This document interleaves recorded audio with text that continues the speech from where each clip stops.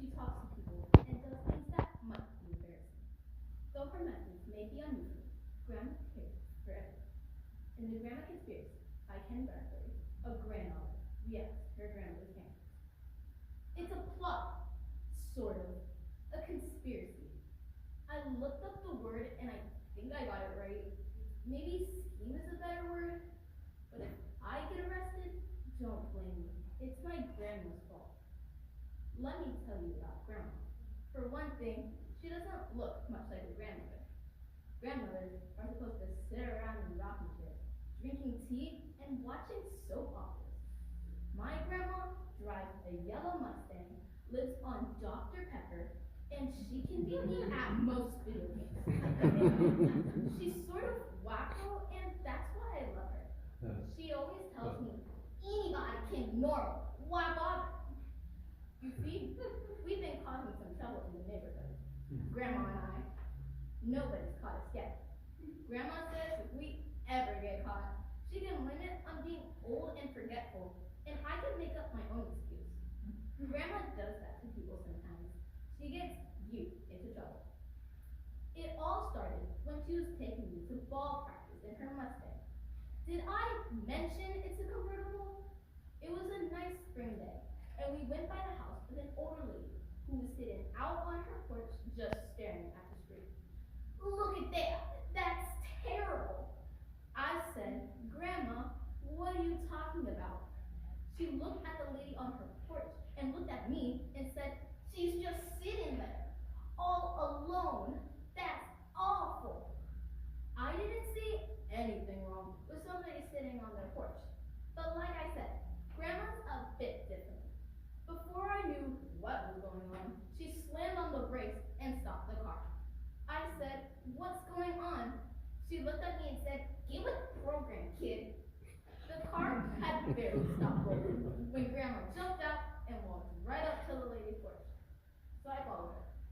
We walked up onto the porch, introduced ourselves, and sat and talked. That's it.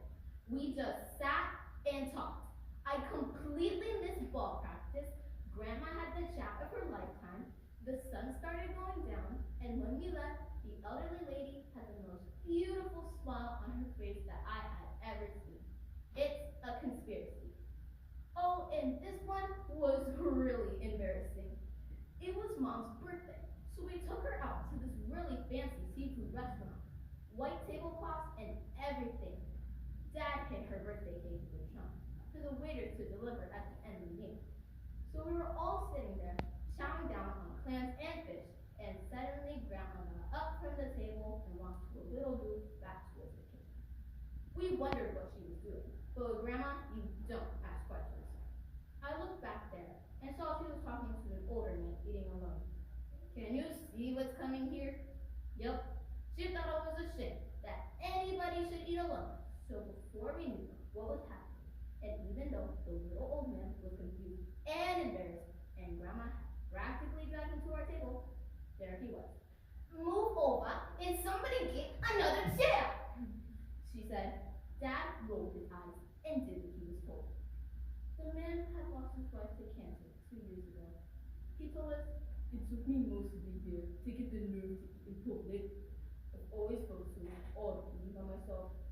I wanted to cry, okay? I mean, it completely changed the birthday party into something different. But Grandma won again. Dad picked up the tab. The man protested, but Grandma lied and said we just won the lottery. And the man had tears in his eyes as we hugged and said goodbye. It's a conspiracy, and Grandma's the general. Yesterday, I went by the house of the elderly lady sitting alone on her front porch.